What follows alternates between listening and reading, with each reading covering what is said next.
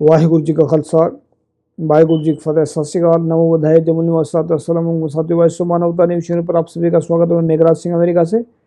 साथियों, आप सभी जानते हैं उठाते गरीबों की आवाज़, मजलूमों की आवाज़, जिनकी कोई आवाज़ नहीं उठाता उसको वैश्व मानवता उठाता। साथियों, वामसेप का आप सभी ने देखा होगा, संगठन के अंदर बहुत बड़ा जो है घोटाला चल रहा है और जो है तोड़ फोड़ चल रही है। यहाँ पर बामसेप के अंदर एक बात है देखी है कि जो खुद दोषी होता है वो दूसरों को दोषी ठहरा देते हैं।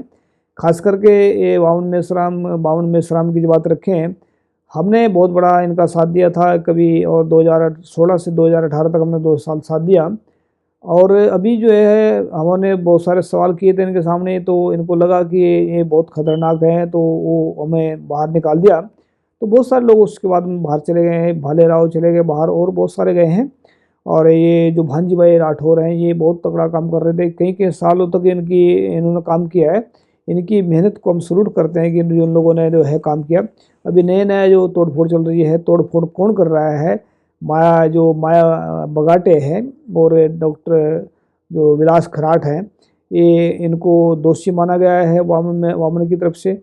हम ये तो जो इनके मतलब पीछे पड़ा है, तो उनको मुझे कहीं ऐसा लगता है, कहीं ना कहीं को जब जो इंसान लीडर बनने के लायक बन जाता है, तो जब इसको लगने लगता है कि ये लीडर बन जाए, बनने लायक बनेगा, कहीं ना कहीं बन न जाए, तो उसको जो है न किसी बहाना मार करके बाहर निकालने की कोशिश करता है। तो गेडाम को भी निकाल दिया, और जो विलास को भी निकाल दिया, और ये माया को भी निकाल दिया, तो दोषी बनाया जा रहा है। तो माया जो है आज लाइव गई है। माया की बातें सुनने मैंने पूरा 1 घंटा का वीडियो देखा हो।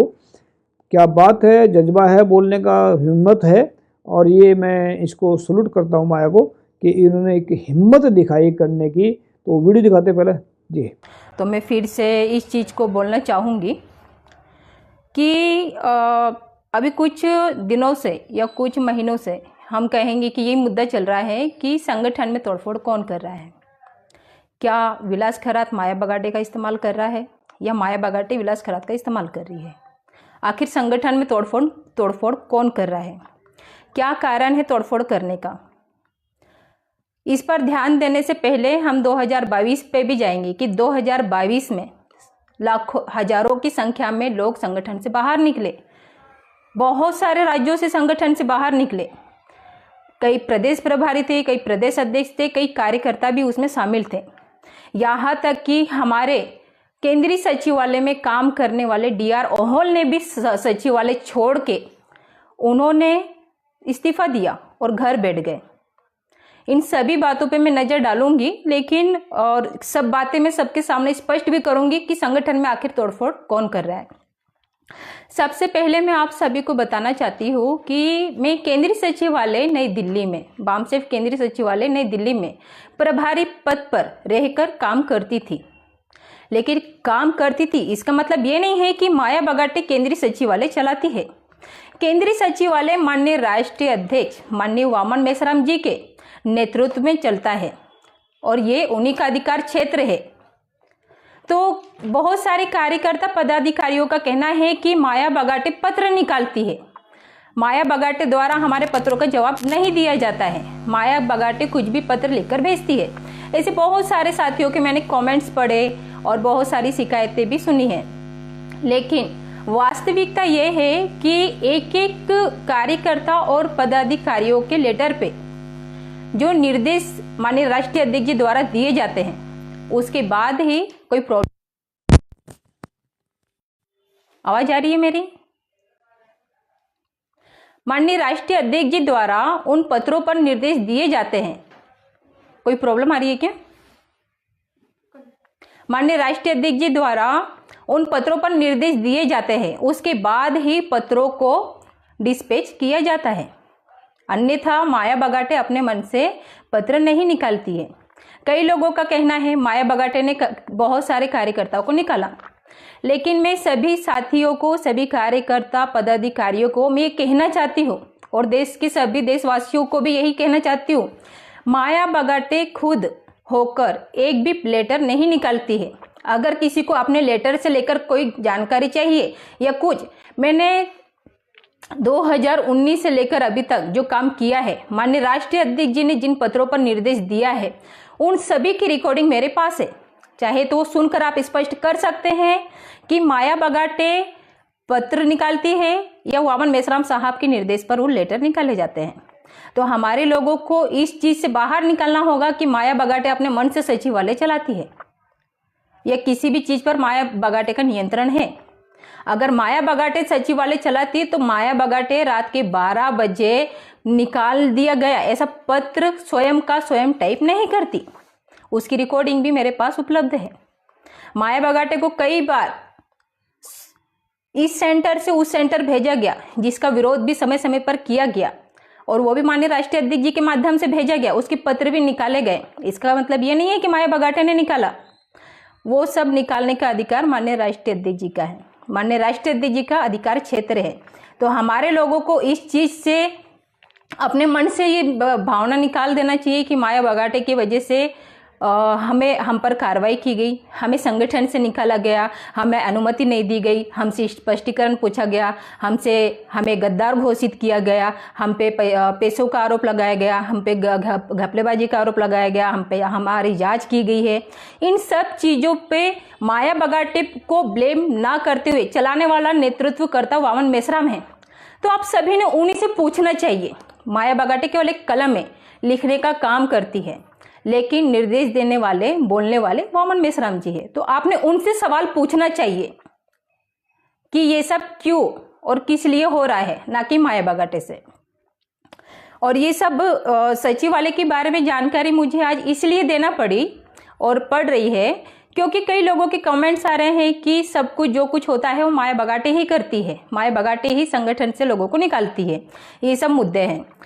अब इन मुद्दों के बाद में मैं साथियों एक 2022 के मुद्दे पर मैं ध्यान केंद्रित करना चाहूँगी, जो संगठन में सबसे बड़ी तोड़फोड़ है। इतनी बड़ी तोड़फोड़ है कि उसको समेटते समेटते आज भी हमारा संगठन उभरा नहीं है। और उसका मास्टरमाइंड कौन है, कैसे है और कहाँ से आया, ये सब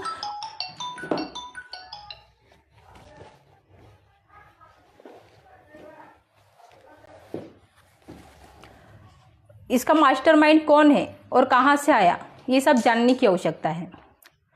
तो साथियों मैं 2022 के मुद्दे पे आती हूँ। एक पोस्ट व्हाट्सएप पर वायरल हुई थी और वो पोस्ट लिखने वाला आनंद बगाटे है। आनंद बगाटे द्वारा वो पोस्ट लिखी जाती है, मुझे इंसाफ दो। ये पोस्ट वायरल होती है 9 अक्टूबर 2021 को और उसी दिन यूपी में कार्यक्रम होता है। आनंद बगाटे की मृत्यु हुई है 2015 में। अभी यहाँ पर प्रश्न उपस्थित होता है कि आनंद बगाटे क्या अभी जीवित है? जो आनंद बगाटे ने 9 अक्टूबर 2021 को पोस्ट व्हाट्सएप पे तैयार किया और निशा मेश्राम के व्हाट्सएप से भेज रहा है, ये देखिएगा आप, इसके ऊपर ध्यान केंद्रित कीजिए। आईडी है निशा मेश्राम की, व्हाट्सएप आईडी है, ग्रुप में डाला गया है और इस आईडी के माध्यम से सभी देश के कार्यकर्ता पदाधिकारियों को वो लेटर भेजा गया है और वो मैसेज भी भेजा गया है, जिसमें लिखते हैं आनंद बगाटे कि मुझे मारा गया है, मुझे इंसाफ दो। अभी यहाँ पर प्रश्न उपस्थित होता है, मुझे मारा गया है, मुझे इंसाफ दो। और इसमें प्लस यहाँ पर मुद्दे DR ओहोल, उनकी बेटी की डिमांड वामन मेश्राम कर रहे हैं, ऐसा भी उसमें लिखा गया है।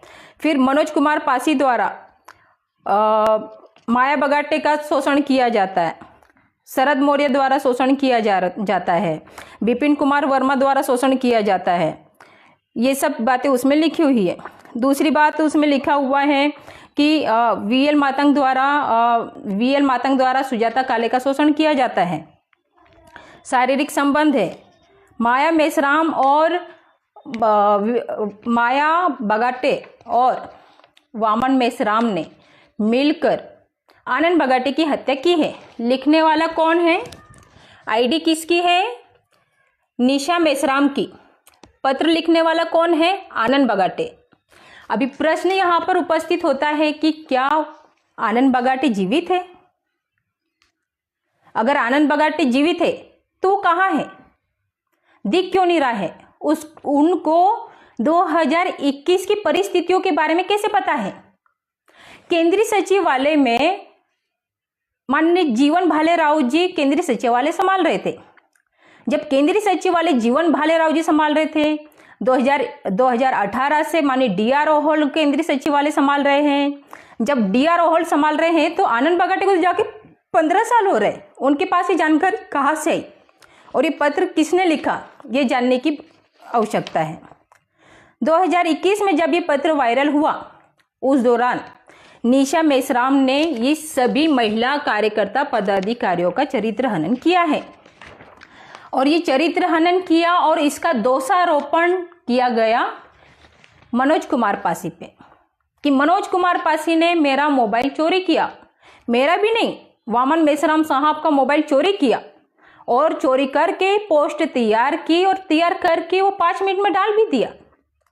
अभी यहाँ पे प्रश्न उपस्थित होता है कि ये 9-10 पेज का ये लेटर है, ये पोस्ट है। जब ये 9-10 पेज की पोस्ट है तो 5 मिनट में व्यक्ति कैसे टाइप कर सकता है? और इसमें गुजराती के वर्ड लिखे हैं, मुझे इंसाफ दो। यहाँ देखेंगे मैंने अंडरलाइन किया है पेन से, मुझे इंसाफ दो। लिखने वाली निशा मेश्राम है, मुझे इंसाफ दो। आईडी निशा मेश्राम की है। लिखने वाले इसमें आनंद बगाटे हैं, जैसे वो जीवित है। वो जब से उनकी डेथ हुई है तब से लेकर अभी तक जैसे उनको आकलन हो गया, या हो सकता है निशा मेश्राम स्वर्ग गई हो या आनंद बगाटे स्वर्ग से नीचे आए हो। उनका मोबाइल लेके दोनों ने बैठ के मैसेज टाइप किया हो और वो मैसेज टाइप के टेक्स्ट किया हो, ये सबको भेज दिया हो। ये मैसेज भेजने के बाद हमारे हजारों की तादाद में कार्यकर्ता टूटे, कई महिलाएं घर बैठ गई। इसकी जानकारी मुझे भी नहीं थी। इसकी जानकारी मुझे अप्रैल महीने में मिली, वो भी तब मिली जब नंदाताई लोखंडे ने वो मैसेज, वो पत्र सचिवालय में भेजा कि जिन्होंने ये मेरी पोस्ट के माध्यम से बदनामी की है, मैं उनके ऊपर मानहानि का दावा केस ठोकना चाहती हूँ, केस करना चाहती हूँ। इसके ऊपर किसी भी प्रकार की कोई कार्रवाई नहीं की। उनका पत्र वैसे की वैसे ही दबा दिया गया। चाहे तो आप नंदाताई लोखंडे को कॉल करके पूछ सकते हैं या फिर हमारे सचिवालय से किसी से आप मंगवा सकते हैं और देख सकते हैं। उसके ऊपर किसी भी प्रकार की कार्रवाई नहीं की गई। दूसरा, अभी मैंने दिखाया ये निशा मेश्राम का सोशल मीडिया पर ये लेटर वायरल हो रहा था, जिसमें यहाँ मैंने अंडरलाइन किया है मुझे, सुसाइड नोट जिसमें लिखा है मुझे। पहला आनंद बगाटे जो लेटर लिख रहा है उसमें लिखा है मुझे। अभी ये समझ में नहीं आता कि क्या आनंद बगाटे जीवित है, क्या निशा मेश्राम स्वर्ग में गई थी। हालांकि हम लोग स्वर्ग नर्क मानते नहीं हैं, लेकिन जो निशा मेश्राम ने पोस्ट डाली है उसे यही प्रतीत होता है कि आनंद बगाटे जीवित है और निशा मेश्राम उनसे जाके मिली थी या स्वर्ग में मिली थी। दोनों ने आपस में गप्पे लड़ा के बढ़िया सी पोस्ट तैयार की है। उनको वर्तमान परिस्थिति भी पता चल गई, उनको भूतपूर्व परिस्थिति भी पता चल गई और उसके माध्यम से उन्होंने पत्र लिख दिया, जिसके माध्यम से हमारे बहुत सारे कार्यकर्ता टूटे। अभी प्रश्न ये आता है कि मेश्राम साहब ने कहा कि मेरा मोबाइल खो गया था, मनोज कुमार पासी ने चोरी किया, मैसेज बनाया, सोशल मीडिया पर डाल दिया। अब जब मनोज कुमार पासी ने मोबाइल चोरी किया तो फिर उसकी शिकायत या एफआईआर या कोर्ट में केस वामन मेश्राम जी ने करना चाहिए था, निशा मेश्राम जी ने करना चाहिए था। उन दोनों ने कोर्ट में केस ना करते हुए वो केस 12 अप्रैल 2022 को मनोज कुमार पासी केस कर रहा है, उनके ऊपर एफआईआर कर रहा है। मैं सचिवालय में होने की वजह से मुझे डे टू डे की एकदम जानकारी है, क्योंकि मुझ पे मेरे ऊपर एक पोस्ट डाली गई कि माया बगाटे संगठन में तोड़फोड़ कर रही है। केवल मैं उसी मुद्दे को लेकर केवल ये कुछ बातें आप लोगों के सामने रख रही हूँ। अगर माया बगाटे ने संगठन में तोड़फोड़ की है तो 2022 में संगठन में तोड़फोड़ किसने की? क्या जरूरत पड़ गई मनोज कुमार पासी को अपने चरित्र को बचाने के लिए? उसने वामन मेश्राम, निशा मेश्राम और अन्य 7 जनों पर एफआईआर की। ये सबसे बड़ा प्रश्न है साथियों। संगठन में तोड़फोड़ किसने की?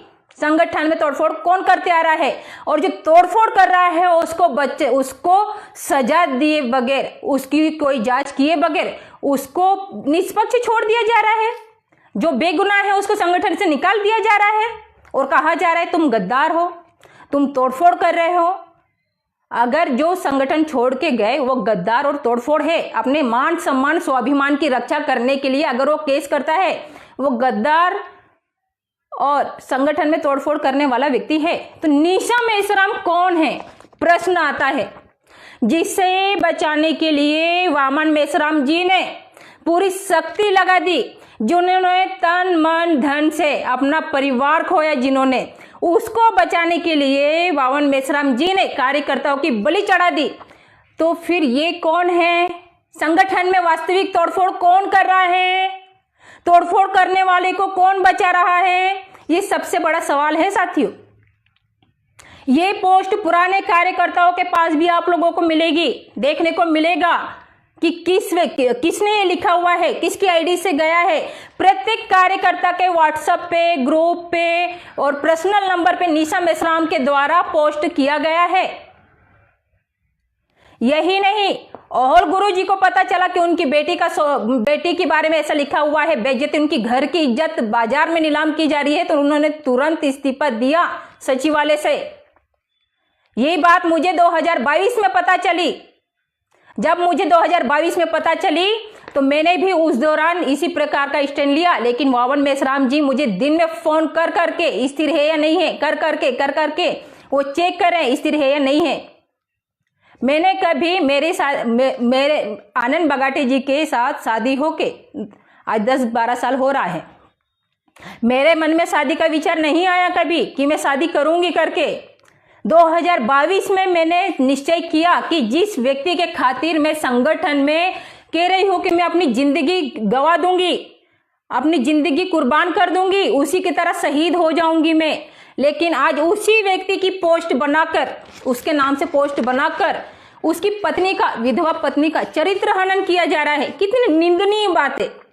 समाज में महिला काम करने को निकलती नहीं है, काम करने के लिए निकलती है तो निशा मेश्राम जैसी महिलाओं द्वारा उसका चरित्र हनन किया जाता है, शोषण किया जाता है।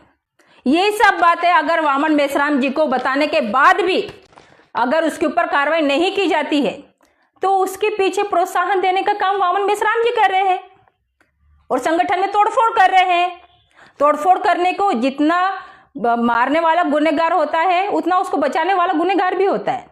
तो मेश्राम जी क्या कर रहे हैं? जब उन्होंने, निशा मेश्राम ने संगठन में तोड़फोड़ की तो उसके ऊपर एक्शन क्यों नहीं लिया? क्या कारण था एक्शन ना लेने के पीछे? आखिर क्या कारण है कि वामन मेश्राम जी की क्या कमजोरी है कि निशा मेश्राम को वो बचा रहे हैं? कि निशा मेश्राम अभी ये भी 2020 में परिवर्तन यात्रा निकली। परिवर्तन यात्रा लाखों की संख्या में, हजारों की संख्या में लोगों ने अपने घर का अन्न दिया, दाना दिया, पानी दी, पैसा दिया, हर चीज से साथ सहयोग किया।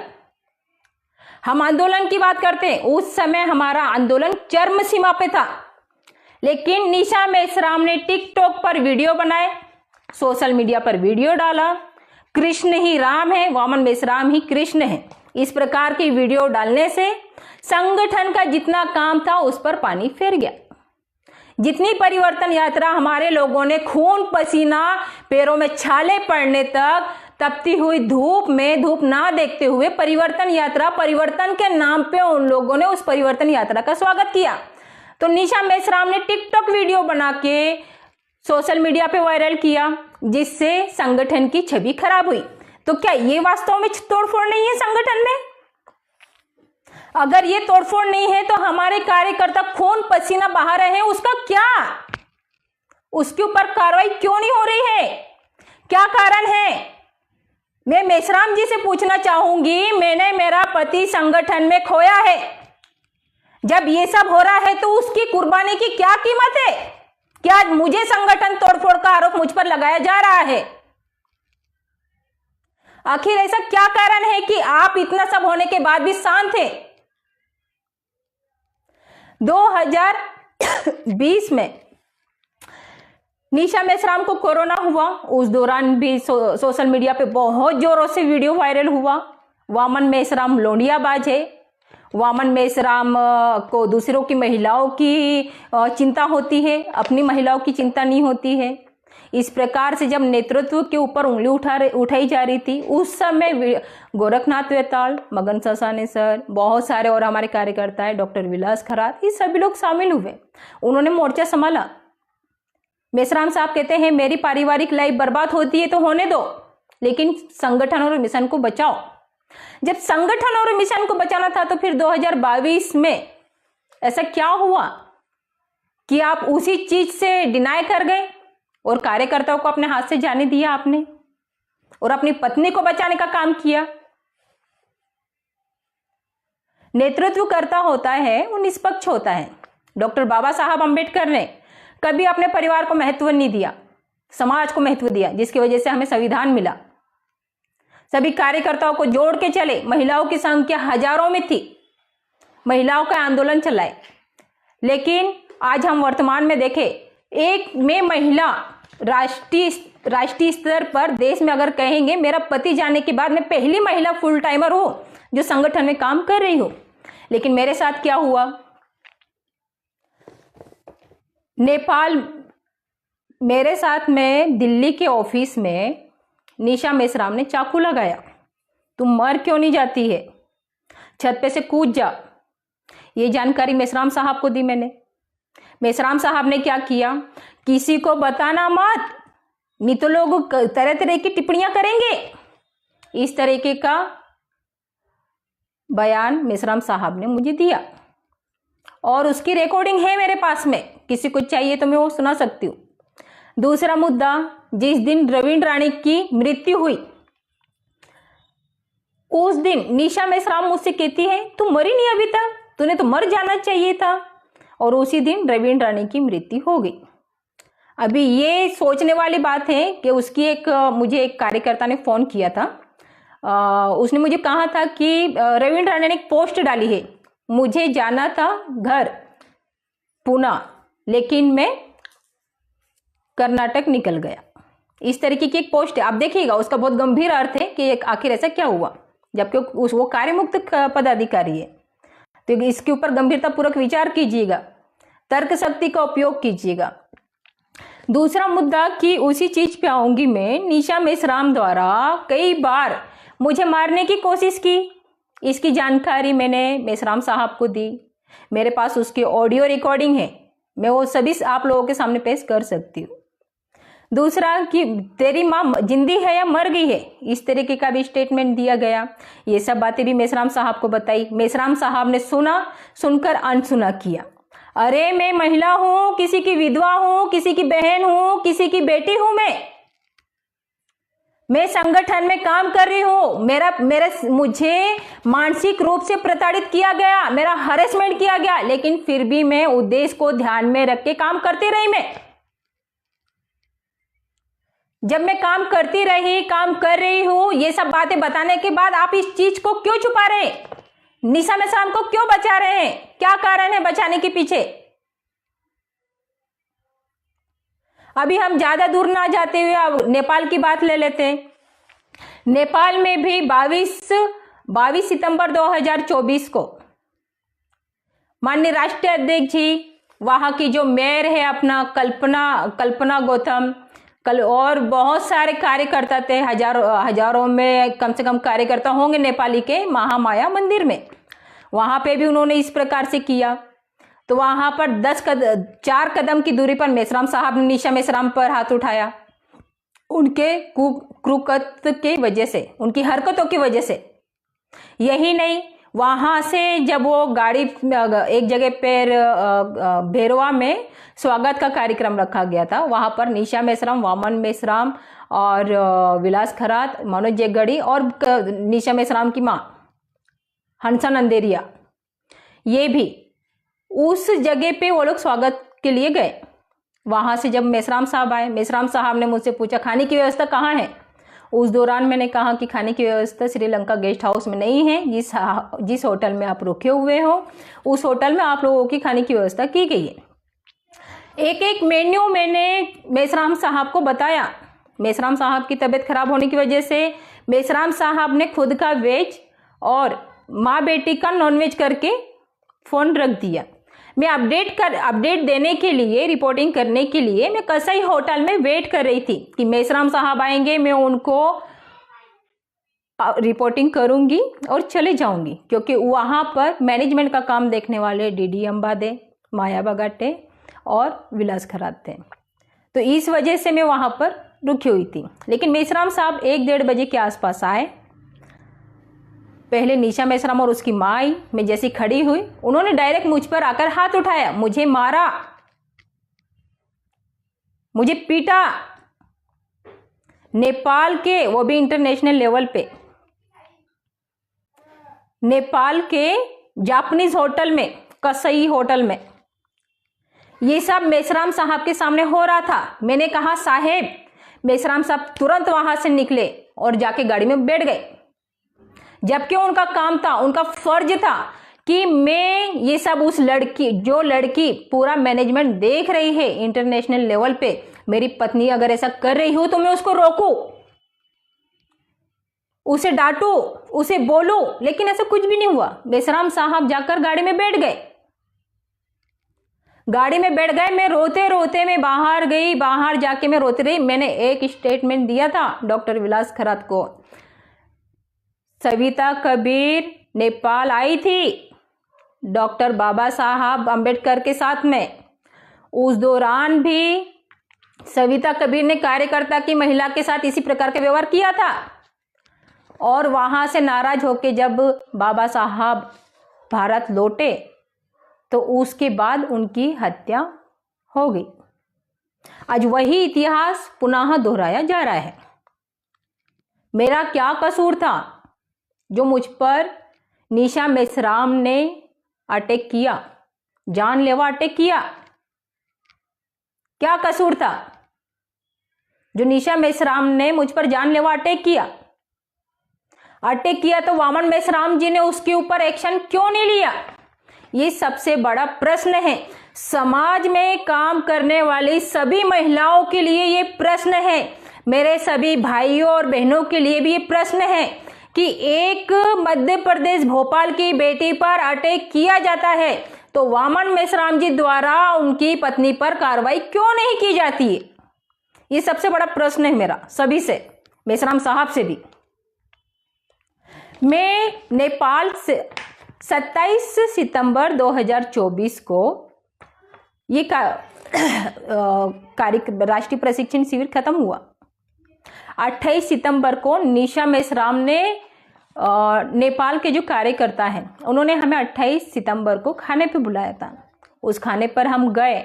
मैंने इससे पहले जो वीडियो बनाया था उसमें भी कहा था, लेकिन अभी मैं विस्तार से बता रही हूँ। हम लोग खाने पे गए। रेस्टोरेंट का जो ऑनर था वो हमारे पहचान का था। वहाँ पर हम उनसे चर्चा करने लगे। मेसराम साहब, उनकी सास और उनकी पत्नी का खाना हुआ और वो आगे निकले। निशा मेसराम वापस लौटी उसकी माँ के साथ और कहती है, तुम मर क्यों नहीं जाती है? क्या चाहिए तुझे संगठन छोड़ने के लिए? कितना पैसा चाहिए तुझे संगठन छोड़ने के लिए? तू बोल, तुझे कितना पैसा चाहिए? अब मुझे यहाँ पर हैरानी इस बात की होती है कि क्या मेरी हिम्मत इतनी है कि वामन मेसराम जी की पत्नी मेरी बोली लगा रही है समाज में? संगठन छोड़ने का क्या चाहिए तुझे? सबसे बड़ी बात। दूसरा मुद्दा कि इतना कितना पैसा होगा निशा मेसराम के पास में जो निशा मेसराम मेरी बोली लगा रही है कि कितना पैसा चाहिए? कितना पैसा चाहिए संगठन छोड़ने का? हम आंदोलन की बात कर रहे हैं साथियों। आंदोलन में महिलाओं की सबसे बड़ी भूमिका होती है। जिस आंदोलन में महिला नहीं होती वो आंदोलन कभी सक्सेस नहीं हो सकता, कभी सक्सेस नहीं हो सकता। इसी आंदोलन के लिए डॉक्टर बाबा साहब अंबेडकर, ज्योतिबा फूले, शिवाजी महाराज, साहू जी महाराज और भी हमारे तमाम महापुरुष जो होके गए हैं, उन्होंने महिलाओं को प्राथमिकता पर रखा। लेकिन आज क्या हो रहा है? आज महिलाओं की संख्या कहाँ है? मेश्राम साहब के सामने मेश्राम साहब की पत्नी निशा मेश्राम मुझ पर आरोप लगाते हुए कह रही है, तुझे कितना पैसा चाहिए संगठन छोड़ने का। मेश्राम साहब के सामने ऐसा बोल रही है, तो मेश्राम साहब ने उसके ऊपर कार्रवाई करना चाहिए कि उसको छोड़ देना चाहिए। मैंने मेश्राम साहब को एक लेटर लिखा था, मैंने ये है 24 सितंबर का लेटर है, और उस लेटर में मैंने मेश्राम साहब से कार्रवाई की मांग की है। कार्रवाई करने के संदर्भ में मैं पढ़ के सुनाती हूँ आपको।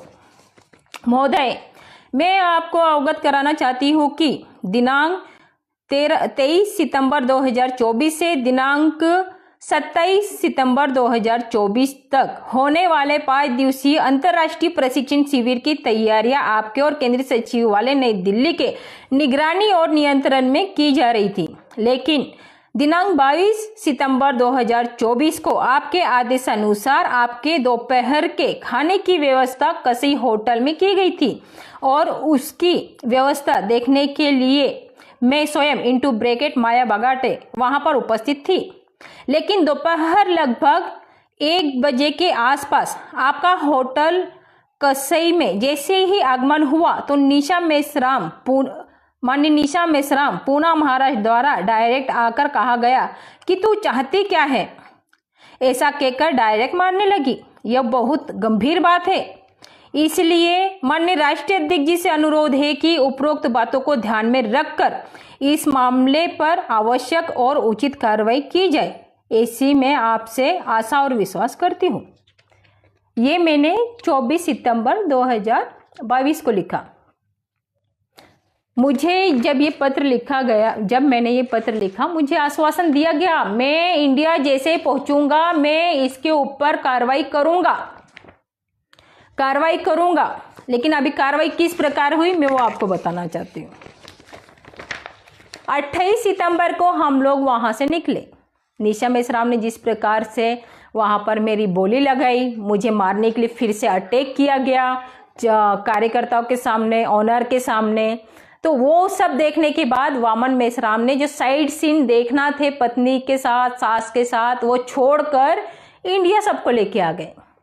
इंडिया आने के बाद में हम लोग 28 तारीख को रात में हम लखनऊ पहुंचे। 29 तारीख को लखनऊ से हम दिल्ली पहुंचे। दिल्ली पहुंचने के बाद मैंने मेरी बहन के लिए कोई सामान नहीं खरीदा था। हम कहीं जाते हैं, किसी राज्य में भी जाते हैं, तो अपने परिवार के लिए छोटी सी वस्तु क्यों ना हो, हम देखते हैं कि हमारे पास पैसा नहीं है, हम कमाते नहीं है, लेकिन अपने परिवार के लिए कुछ तो हम लेके जाएं, ये हमारी अपेक्षा होती है, ताकि वो हमें समाज में काम करने के लिए फ्री छोड़ सके। हम इसलिए कुछ ना कुछ ले जाने की ऐसी अपेक्षा करते हैं। मैंने वहां नहीं लिया, तो मैं दिल्ली के जो हमारे ऑफिस से 5 मिनट की दूरी पे डीमार्ट है, उस ऑफिस में गई। मैं उस ऑफिस में जाने के बाद मैंने मेरी सिस्टर के लिए सामान खरीदा। वहां से आने के जैसे ही मैं वहां से निकली, मुझे फोन पे फोन चालू हो गया। तू कहाँ है, तू कहाँ गई, तू पहुंची नहीं अभी तक। इस प्रकार के मुझे फोन मेश्राम साहब के आने लगे। मैंने मेश्राम साहब को कहा कि मैं ऑफिस पहुंचने वाली हूँ, पहुंच गई हूँ मैं। मुझे कहते हैं तूने अनुशासनहीनता की है। अब मुझे ये समझ में नहीं आ रहा है कि जब व्यक्ति टॉयलेट में भी जाता है तो क्या अनुमति लेके जाता है कि मैं टॉयलेट करूँ या नहीं करूँ। मैं तो डीमार्ट में गई थी 5 मिनट की दूरी पे। आप लोग कभी ऑफिस में जाइएगा और डीमार्ट जाइएगा, देखिएगा कितनी दूरी पे है। डीमार्ट गई थी मैं, डीमार्ट। वहां पर कहा जाता है कि तुम कहाँ हो। मुझे इसी मुद्दे को लेकर रात के 12 साढ़े 12 बजे ऑफिस से निकाला गया। चांद मोहम्मद वहां पर उपस्थित थे, परवेंद्र प्रताप वहां पर उपस्थित थे, आलोक वहां पर उपस्थित था, डॉक्टर विलास खरात वहां से निकल चुके थे। मुझे रात के 12:30 बजे वहां से निकाला गया। जब मुझसे चांद मोहम्मद ने पूछा कि आप क्यों रो रही हो, तो तब मैंने कहा मेरी मम्मी की तबीयत खराब है। जबकि वास्तविकता यह है कि मुझे दुख हो रहा था उस समय। मैंने मेरा पति खोया संगठन में। मैंने कभी अपने परिवार को प्राथमिकता नहीं दी, कभी घर नहीं गई। अगर आप रिकॉर्ड उठा के देखेंगे कि माया की कितनी छुट्टी है, तो आपको ना के समान मेरी छुट्टियां मिलेगी। कभी मैं घर गई नहीं हूं। समाज को, संगठन को, विचारधारा को सबसे ज्यादा प्राथमिकता दी, क्योंकि शुरू से ही मेरी ये सोच थी कि जैसे आनंद बगाटे शहीद हुए वैसे मैं शहीद होंगी। ऐसे मैंने पत्र भी लिख के दिए हैं मेश्राम जी को। लेकिन मुझे रोना इस बात का आया कि मैं जो सोच लेके संगठन में आनंद बगाटे जाने के बाद लेके आई थी, मैं 1 महीना 10 दिन बाद, आज वही मेश्राम साहब मुझे रात के 12 बजे निकाल रहे हैं, 12:30 बजे निकाल रहे हैं ऑफिस से। मैं कह रही हूं साहब बस नहीं है, ट्रेन नहीं है, मैं कैसे जाऊं? कहते मुझे मत बता, तुझे अभी निकलना है, ऑफिस छोड़ यहां से और भाग यहां से। इस तरीके का मुझे कहा गया। रात के समय ही, रात के 12, 12:30, 1 बजे बस स्टैंड पे घूम रहे हम। बस एक भी नहीं थी, ट्रेवल से एक भी नहीं था, एक भी नहीं था। ट्रेन देखा, ट्रेन एक भी नहीं थी। सुबह 4:30 बजे के आसपास एक ट्रेन भोपाल के लिए थी, तो उस ट्रेन में बैठ के मैं गई। पूरी रात मैंने रेलवे स्टेशन पे निकाली। आखिर क्यों? संगठन में मैंने अपना तन मन धन, अपना परिवार बर्बाद कर लिया। मेश्राम साहब ने मुझे नेपाल में कहा कि निशा के ऊपर मैं कार्रवाई करूंगा। निशा के ऊपर कार्रवाई ना करके मैं जैसे इंडिया में आई, उल्टी मेरे ऊपर कार्रवाई की। ये कौन सा सिद्धांत है भाई? आखिर बीवी को क्यों बचाया जा रहा है? कितनों की बलि चढ़ाओगे आप? कितनों की बलि चढ़ाओगे? ये सब बातें वायरल हो रही है। मैं दिल्ली से भोपाल आई, आने के बाद में मुझे बार बार फोन किए जा रहे, कहाँ है, कहाँ है। मैंने एक वर्ड टू वर्ड, मेरे पास उसकी रिकॉर्डिंग है। अगर किसी को चाहिए या मुझे परेशान करने की कोशिश की गई तो मैं वो पूरा सोशल मीडिया पर डाल दूंगी, क्योंकि इज्जत आप लोगों ने तो वैसे भी महिला की सोशल मीडिया पे समाज में बदनाम कर ही दी है। तो मुझे डर नहीं लगेगा सोशल मीडिया पे डालने में, और खुल के बोलने में भी मुझे डर नहीं लगेगा। पहली बात तो ये बात नेपाल की घटना माने डीआर ओहोल और बहुत सारे पदाधिकारियों को पता चली। मैंने मेश्राम साहब को बताया, लोगों का ऐसा कहना है मेश्राम साहब निशा को बचाने का काम कर रहे हैं, तेरी बलि चढ़ जाएगी चलेगा, लेकिन निशा की बलि नहीं चढ़ना चाहिए, ये मुद्दा है। तो अब मुझे ये बताइए साथियों कि वास्तविक संगठन में तोड़फोड़ कौन कर रहा है 2022 से लेकर अभी तक, 2020 से लेकर अभी तक? संगठन को, उसकी साधन संसाधन को कार्यकर्ताओं के खून पसीने की कमाई से सींचा गया है। कई लोगों का बलिदान हुआ है इसमें। तो इसमें संगठन में तोड़फोड़ कौन कर रहा है? ये सोचने वाली बात है। भक्त होंगे वो भी सोचिए, जो अंध भक्त होंगे वो भी सोचिए, लेकिन सोचने वाली बात है कि वास्तविक संगठन में तोड़फोड़ कौन कर रहा है। अभी हम ओहोल सर ने मुझे कहा कि जब तुझे वहां पर नेपाल में तेरे साथ ऐसी घटना हुई है, तू संगठन से त्याग पत्र दे दे, मैं तुझे बताता हूँ ड्राफ्ट। मैंने जब मेश्राम साहब को बताया, गुरुजी का ऐसे कहना है आप किसी प्रकार की कार्रवाई नहीं करोगे, आप अपनी बीवी को बचाने का काम करो, इस तरीके का ओहोल गुरुजी ने कहा है। तो मेश्राम साहब कहते हैं ओहोल गुरुजी तोड़फोड़ कर रहे संगठन में, तोड़फोड़ करने का काम कर रहे हैं। इस तरीके का जिस व्यक्ति ने अपनी कमाई, सर्विस सब छोड़ दिया, उसके ऊपर इस तरीके का आरोप लगाया गया। यही नहीं, ये आरोप लगाया भी गया, दूसरा किसी भी प्रकार की कार्रवाई भी नहीं की गई। इसके पीछे का कारण क्या है ये सोचना पड़ेगा। निशा मेश्राम द्वारा कहा जाता है कि एक सचिवालय में लेटर भेजा, मेरे अकाउंट में इतना पैसा है कि दुश्मनों के नजरों में आ जाएगा। अभी प्रश्न उपस्थित होता है कि जो व्यक्ति समाज का काम कर रहा है तो उसके अकाउंट में ऐसा लाखों करोड़ों रुपए का पैसा कहां से आ गया? इसकी छानबीन होना चाहिए, बहुत गंभीर मुद्दा है ये। इसके पत्र सचिवालय में उपलब्ध है, आवश्यकता पड़ने पर मैं भी दे सकती हूँ। मुझे धमकी दी जा रही है, वार्निंग लेटर दिए जा रहे हैं, तुम विलास खरात को किसी भी प्रकार के लेटर, दस्तावेज नहीं दोगी, डॉक्यूमेंट नहीं दोगी, किसी मीटिंग में फिजिकली ऑनलाइन उपस्थित नहीं होगी, ये आपको वार्निंग दी जा रही। अभी प्रश्न ये आया कि विलास खरात का अगर माया इस्तेमाल कर रही है तो माया को लेटर देते समय ये क्यों कहा जा रहा है कि तुम विलास को ये नहीं दोगी, वो नहीं दोगी, किसी ऑनलाइन मीटिंग में नहीं उपस्थित रहूंगी? क्या कारण है? वो पोस्ट डाली है वो गलत है या जो मुझे लेटर भेजे जा रहे हैं वो गलत है? 22 नवंबर को जब विलास खरात भोपाल आते हैं तो विलास खरात जी को एक लेटर दिया जाता है और मुझे भी वो भेजा जाता है कॉपी 2 में। अगर माया को विलास खरात लेके गया तो ये माना जाएगा कि विलास खरात संगठन में तोड़फोड़ कर रहा है। वो लेटर विलास खरात जी ने अपने सोशल मीडिया पर डाला हुआ है, आप पढ़िएगा उसको, आपको पता चलेगा। जब माया को वो लेके जाएगा संगठन में तोड़फोड़ होगी तो फिर माया संगठन में तोड़फोड़ कैसे कर रही है? ये बहुत बड़ा प्रश्न है। माया संगठन में तोड़फोड़ कैसे कर रही है? ये सोचने वाली बात है। ये बात 12 और 13 अक्टूबर 2024 को कार्यकर्ताओं में सीसी मीटिंग में चालू थी। जब मैंने ये सब बातें बताई, ये सब बातें बताने के बाद वामन मेश्राम जी ने 17 अक्टूबर 2024 को ये घोषित किया कि माया मेरी बेटी है, मैंने उसको अडॉप्ट किया है। अभी प्रश्न आता है कि जिस व्यक्ति को अडॉप्ट करते हैं तो वो संगठन में तोड़फोड़ कैसे कर रही है? क्या आपको पता नहीं है? अगर हम कार्यकर्ता और पदाधिकारियों के सामने अगर वो लेटर सब वायरल कर दे तो उसे पता चल जाएगा कि वास्तविक संगठन में तोड़फोड़ कर रहे हैं कि नेतृत्व विभिन्न बातें कर रहे हैं जिसका कोई लॉजिक ही नहीं निकलता है। अगर माया डॉक्टर विलास खरात का इस्तेमाल कर रही है तो इससे पहले की पोस्ट में क्या था? पहले की पोस्ट में क्या था? विलास खरात संगठन में तोड़फोड़ कैसे कर रहा था? फिर आज माया अगर करी तो पहले की पोस्ट में विलास खरात तोड़फोड़ क्यों कर रहा था? क्या कारण था?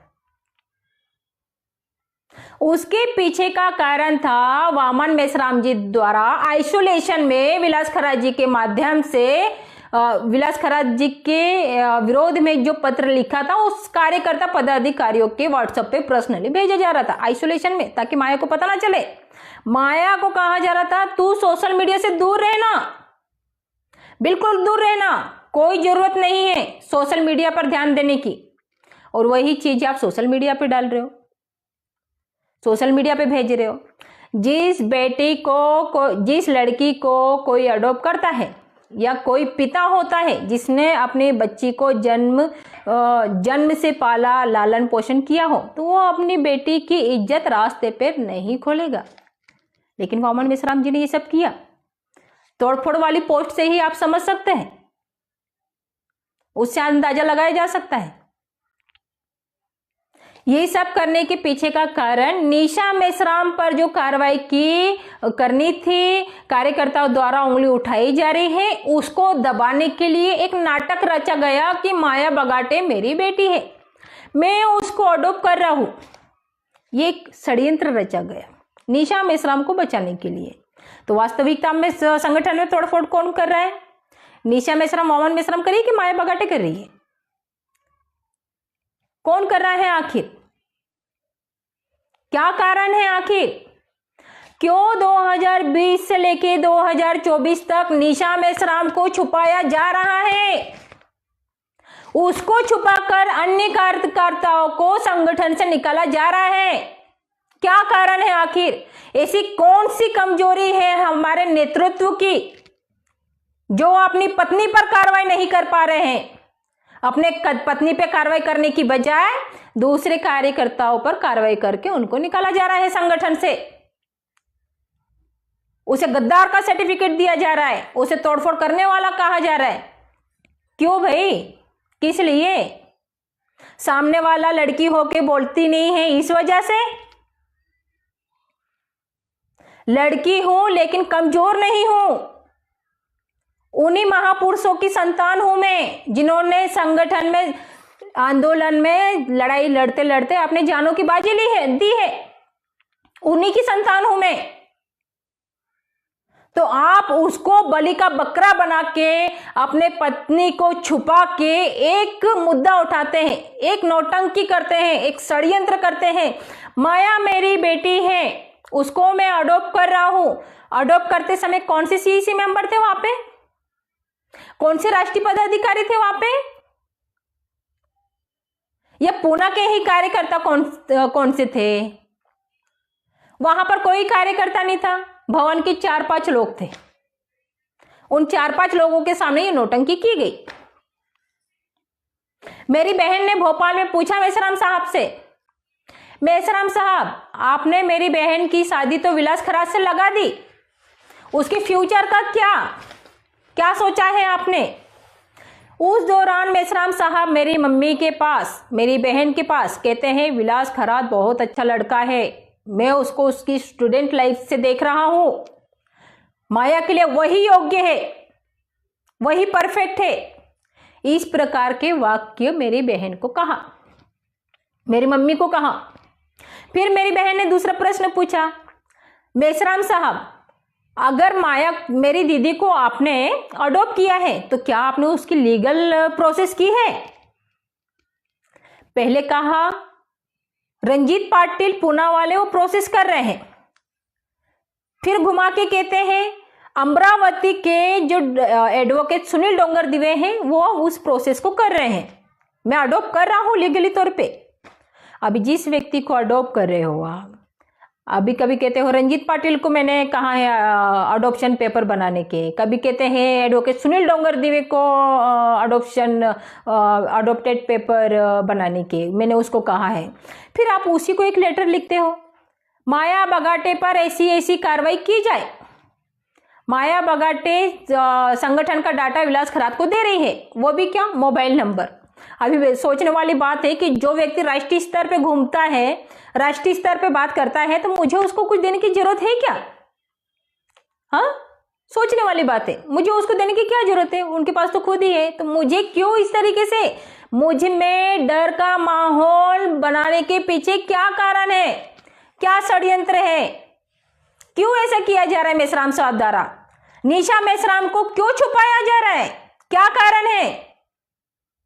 सामने लाइए ना, समाज के सामने लाइए, खुले में इंक्वायरी कीजिए, दूध का दूध और पानी की पानी हो जाएगा। संगठन में वास्तविक तोड़फोड़ कौन कर रहा है या आरएसएस से पैसा कौन लिया है? बहुत सारे कार्यकर्ताओं का कहना है घोड़गे परिवार को, बगाटे परिवार को करोड़ों रुपए मिला, लाखों रुपए मिला। तो मैं उन नालायकों से कहना चाहूंगी कि निशा मेसराम के पास इतना कहां से पैसा आ गया है कि वो माया बगाटे की बोली लगा रही है? कितना पैसा चाहिए? निशा मेसराम पत्र में लिखती है कि मेरे अकाउंट में इतना पैसा है कि लोगों को नजर में आ जाएगा।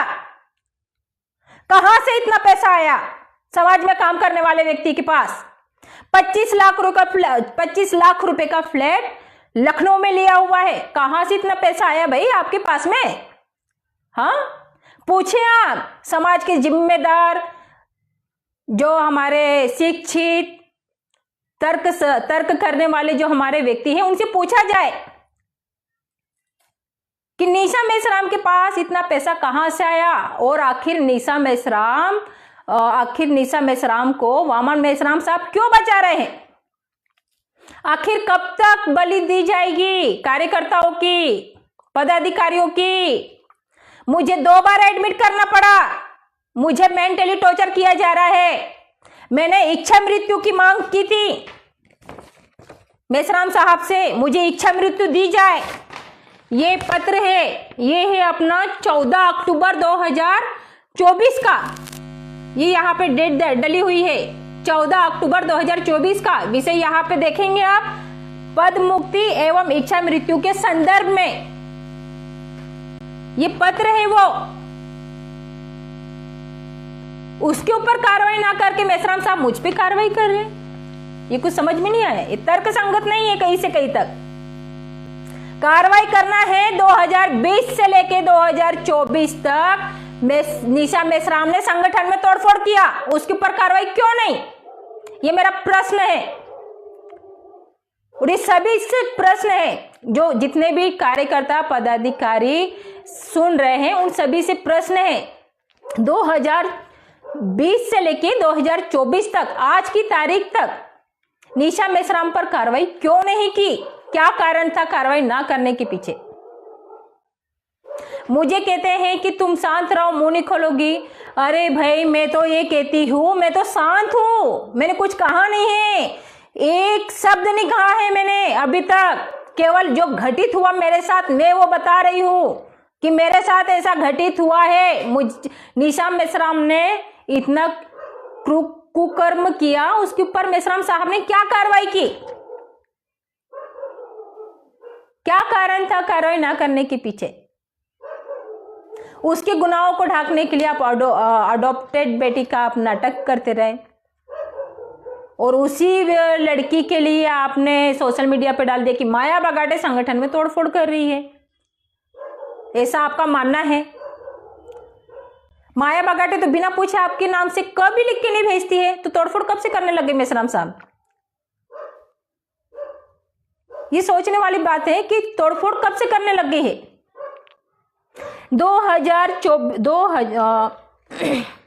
2015 से 2024 तक, या हम मानेंगे 2022 तक, या 2024 भी हम लेते हैं, इन सालों में माया बगाटे के साथ बहुत कुछ हुआ, मेरे साथ बहुत कुछ हुआ। मुझे मेंटली टॉर्चर किया गया, यहां तक कि डिमांड जो कहते हैं ना, व्यक्ति को डिमांड जो होती है उस तरीके की आपके और निशा मेश्राम के द्वारा ऐसे की गई। लेकिन वो सब सहते हुए, वो सभी प्रकार के शोषण सहते हुए मैं संगठन में काम करती रही, मेंटली डिस्टर्ब रही। उस समय आपने मुझे अडॉप्टेड बेटी घोषित नहीं किया, लेकिन निशा मेश्राम ने जैसे ही मुझ पर इंटरनेशनल लेवल पर अटैक किया तो आपने तुरंत घोषित कर दिया कि माया बगाटे को मैं अडॉप्ट कर रहा हूं। नौटंकी की हद होती है। समाज में काम कर रहे हैं, खून पसीना लगा रहे हैं, 22 साल की उम्र में मैंने मेरा पति खोया है,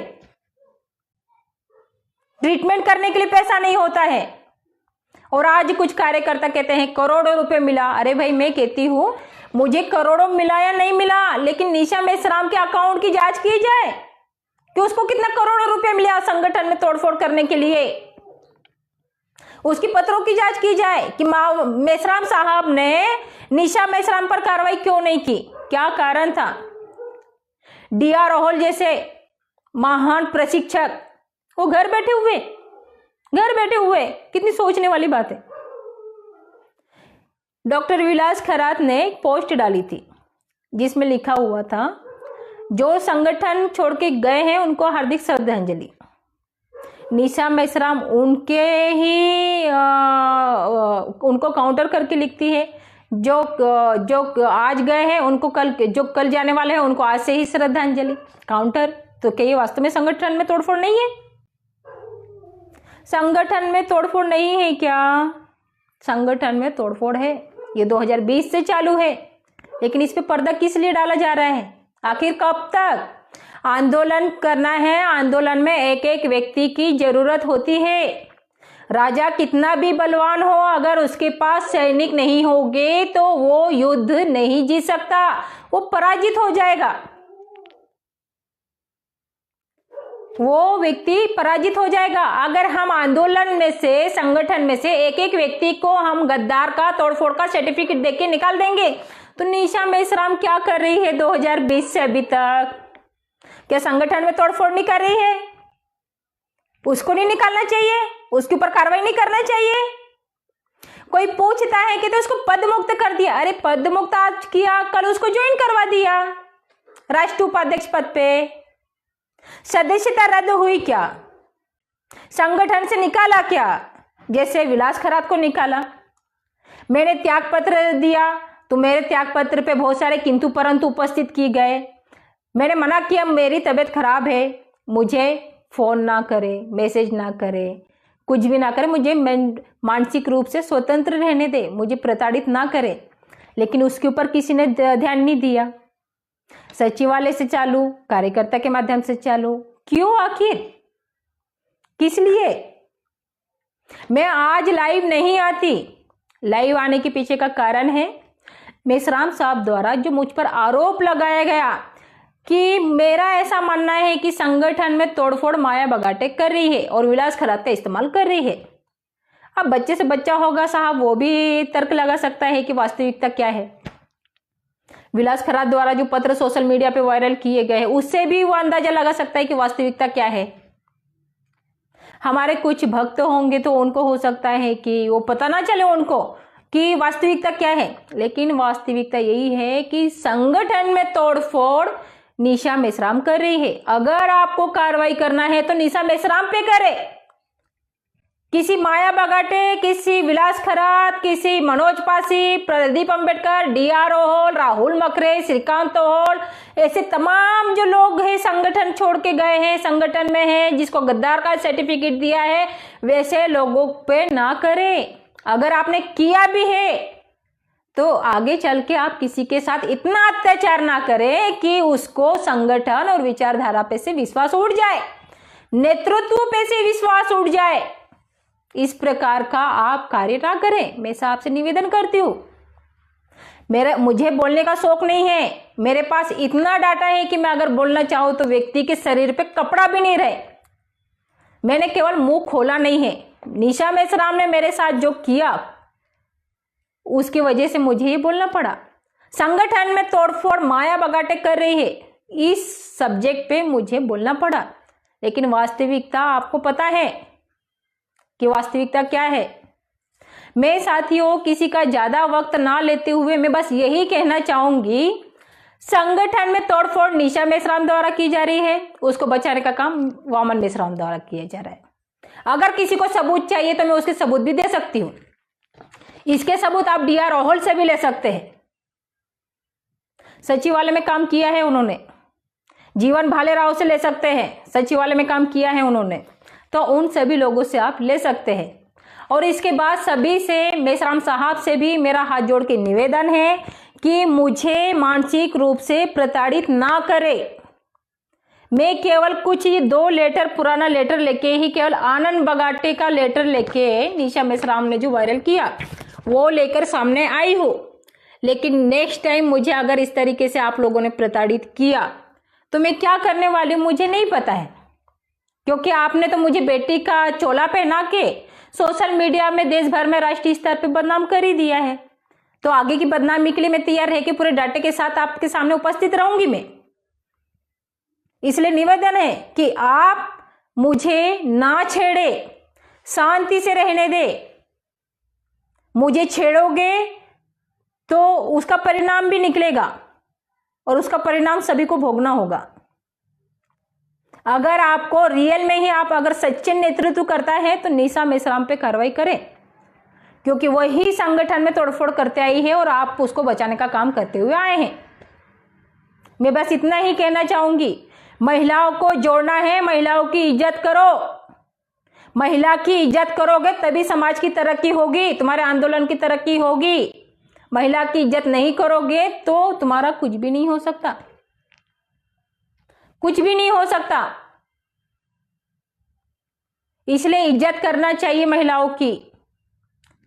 महिला भोगने की ही चीज नहीं है कि भोग दो और बेटी बोल दो, भोगने की चीज नहीं है, ये ध्यान में रखिए। महिलाओं की वजह से अच्छे अच्छों के राजपाट चले गए हैं, इस चीज को ध्यान में रखिए। मुझे उकसाने का काम किसी ने भी नहीं करना चाहिए, ना ही मुझे परेशान करना चाहिए। जब पता है वो लड़की, मुझे शुगर नहीं था, मुझे इस प्रकार से मेंटली टॉर्चर किया गया कि मुझे अगस्त 2023 में शुगर पाया गया, शुगर हो गया मुझे, डायबिटीज 12.9 यानी 13%। इतना ज्यादा हम कल्पना भी नहीं करते, मेरी उम्र नहीं है, लेकिन ये सब हुआ। और ये सब, इतना सब होने के बाद भी अगर आप मुझे संगठन तोड़फोड़ का आरोप लगाते तो मैं तो आपसे यही कहूंगी, आप इसकी ऑनलाइन लाइव जांच करवाए, उसमें ओहोल सर को रखे और पदाधिकारियों को रखे और निशा मेश्राम की जांच करवाए। देश के सामने आएगा कि वास्तविक संगठन में तोड़फोड़ कौन कर रहा है। वास्तविक संगठन में तोड़फोड़ कौन कर रहा है, या और गुरुजी से पूछे, वो बताएंगे आपको कि वास्तविक संगठन में तोड़फोड़ कौन कर रहा है। आपके यहाँ आके ओहोल गुरुजी ने, डीआर ओहोल गुरुजी ने गाली बकी थी, मेरी बेटी की इज्जत उछाली, मेरा घर तोड़फोड़ करने का काम किया, गाली बकी थी। आप और निशा मेसराम वहां से भाग के नीचे चले गए थे, ये सब भी हुआ था। तो ये सब काम ना हो, सब अपना खून पसीना लगा रहे हैं, आपने उनके पास ध्यान देना चाहिए। व्यक्ति अपने बच्चे का जब जन्मदिन होता है तो वो अपना पैसा समाज को देता है कि आंदोलन से हमें आज़ादी मिलेगी, बहुत सारी आशाएं होती है, तो उस पर हमने ध्यान देना चाहिए। जिसको बेटे कहते हैं उसको सोशल मीडिया पर आप उसका चरित्र हनन करते हो, तो वो पिता नहीं होता, वो बाप नहीं होता, और वो एक सच्चा नेतृत्वकर्ता भी नहीं होता। सच्चा नेतृत्वकर्ता इंसाफ करता है, लेकिन आपने केवल अपना परिवार बचाने का काम किया। जिस लड़की ने अपना पति खोया उसी के ऊपर कार्रवाई की आपने, और उसी को संगठन तोड़फोड़ करने वाले का आरोप लगाया, जबकि मैं आपको पत्रों के माध्यम से सिद्ध कर सकती हूं मैं कि इस वास्तविक संगठन में तोड़फोड़ कौन कर रहा है और आप किसको बचा रहे हो, क्यों बचा रहे हो, क्या कारण है। ये सोचने वाली बात है। नेतृत्वकर्ता की कमजोरी नहीं होती, हो सकता है आपकी कोई कमजोरी होगी, इस वजह से आप निशा मेसराम को बचा रहे हो, तो हमने इस पे विचार करना चाहिए। मुझे परेशान ना करें आप लोग, मेरी किसी प्रकार की पोस्ट सोशल मीडिया पे ना डालें। मैं बीमार हूँ, मेरी तबीयत खराब है, मुझे शांति से रहने दें। मैं आज लाइव नहीं आती, लेकिन आप लोगों ने सोशल मीडिया पर जो पोस्ट डाली उसके वजह से मुझे आना पड़ा, अन्यथा मैं सोशल मीडिया पर नहीं आती। आवश्यकता नहीं है, मुझे फेमस होने का शौक नहीं है, लेकिन आप लोग मुझे मजबूर कर रहे हो लाइव आने के लिए। अगर आप लोग मुझे मजबूर नहीं करते तो मैं सोशल मीडिया पर लाइव नहीं आती।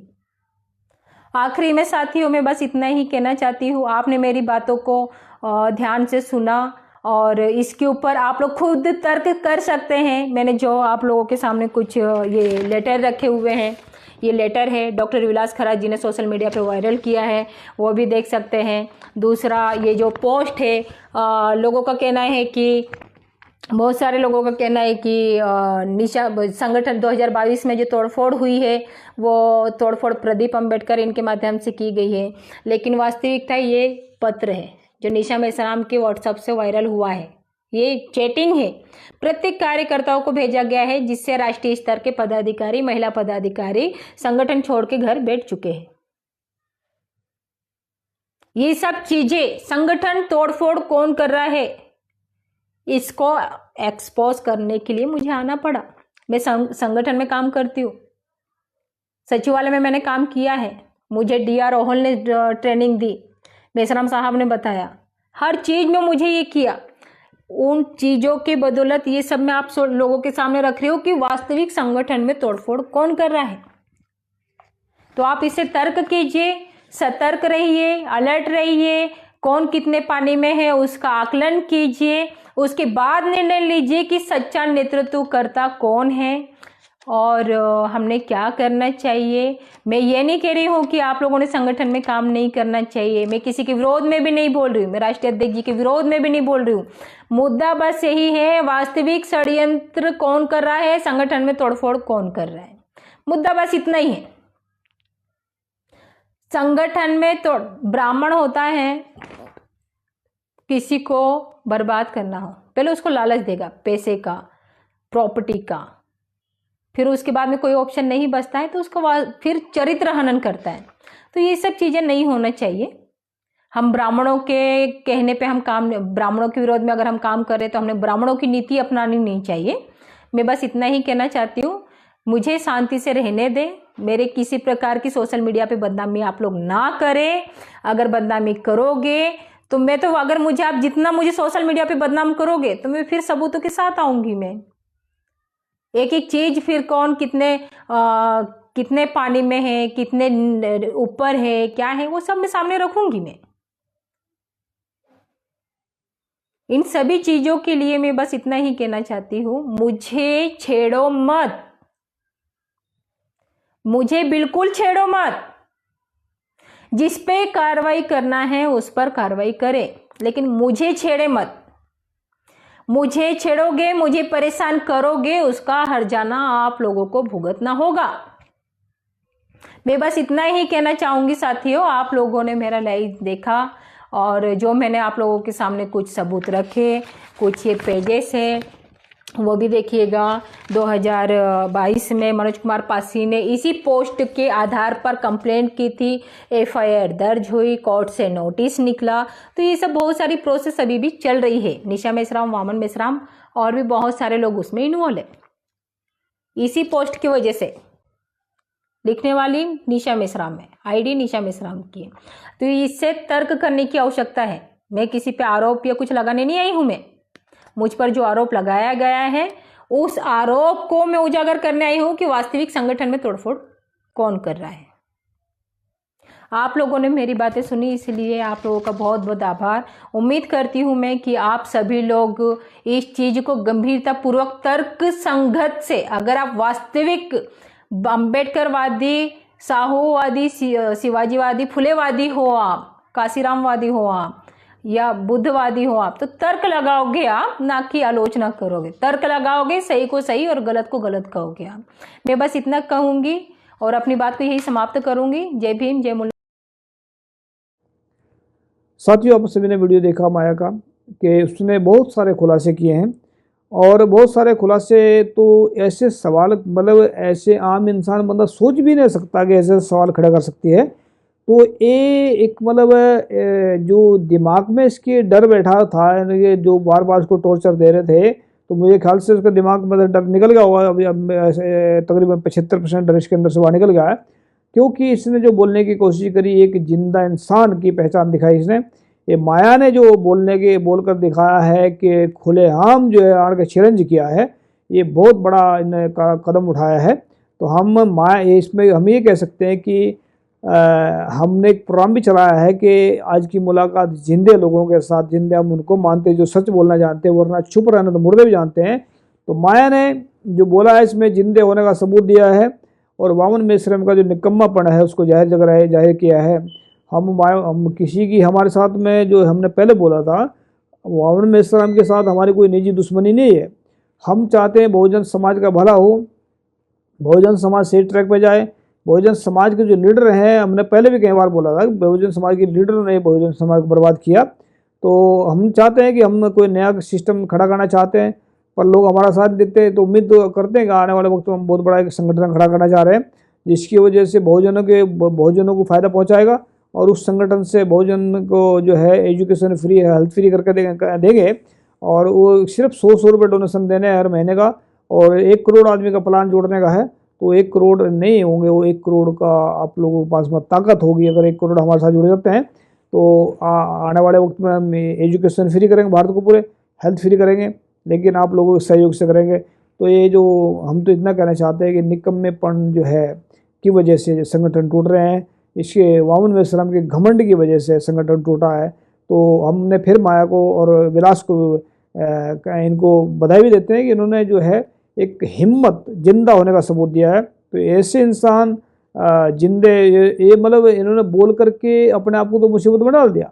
लेकिन जो आने वाले वो जो वक्त में जो बहुजन समाज के लोग इनके साथ फंसने वाले थे या अंधभक्त बन करके काम करना चाहते थे, उनसे मतलब उनका बचा कर दिया इन्होंने, और आने वाले कोई वक्त में बहुत बड़ा ये काम करना जा रहे हैं। तो ये उम्मीद करते हैं कि बहुजन समाज एक नई दिशा लेगा और इससे जो है ऐसे निकम्मे लीडरों से बचेंगे और जिनकी वजह से समाज परेशान है, दुखी है। तो माया का भी स्पेशल धन्यवाद करते हैं और विलास का भी धन्यवाद, दोनों ने बहुत बड़ा काम किया। शुक्रिया, थैंक यू सबका। सत श्री अकाल, अस्सलाम वालेकुम, जय जोहार। Meghraj Singh has brought the solution to the problems of the whole world in the form of a book. Book number 1. What is the solutions to the serious disputes within families in the world? This book contains solutions to the problems of families all over the world and solutions to the problems of countries all over the world. Book number 2. How will human around the world lives freely from mental slavery? This book contains solutions to the problems in the minds of atheists, theists, and people all over the world. Book number 3. We will eradicate racism from the entire world. In this book, racism is spread all over the world. Racism has made life difficult for people of almost the world. This book contains the solution to end racism. Book number 4. How can mankind get ultimate happiness? Let's find out. In this book, people from all over the world can make their lives happy, and by solving the problems, ways have been explained in this book. Book number 5. How poor Meghraj Singh became the king of Satyayog. This book contains 30 parts of the story related to the life of Meghraj Singh, in which every word is full of truth. The people who read this book will never be disappointed in life and will never fail. After reading this book, all people will live life with self-respect and will be successful happily. Although there are many writers in the world, some write novels, some write poetry, some write common books, some write very big films. But Meghraj Singh has taken up the task of writing books, keeping in mind the problems of humans all over the world. Have done.